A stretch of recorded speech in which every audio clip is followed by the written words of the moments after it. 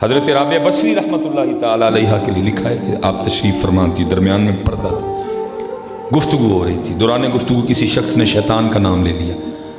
آپ حیران ہو کے پوچھتی ہیں یہ شیطان کون ہے؟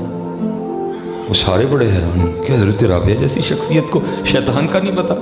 ارے ہم تو اپنے بچوں کی ابتدا کروائیں تو اس سے کرواتے ہیں اعوذ باللہ من الشیطان الرجیم۔ اگر آپ پہلے پارے کی تلاوت کرنی شروع کریں تو بالکل ابتدا میں آتا ہے الا ابلیس ابا واستکبر وکان من الکافرین فاذا قرأت القرآن فاستعذ باللہ من الشیطان الرجیم۔ تو حضرت رابعہ جیسی شخصیت کو شیطان کا نہیں پتا؟ یہ آپ کا جلد تھا، یہ آپ کا استغراق تھا۔ حضرت پوچھتی ہیں شیطان کون ہے؟ سب نے آگے سے حیران ہو کے عرض کی سیدہ آپ نے شیطان کا نام نہیں سنا؟ فرمایا تمہاری زبان سے سنا ہے، میں نے تو رحمان کا ہی سنا ہے۔ وہ کھو گئے حضرت، اس کو ڈھونڈو یار، مانگو رو رو کے اس سے، پھر وہ ہماری وہ دولت کھو گئی ہے۔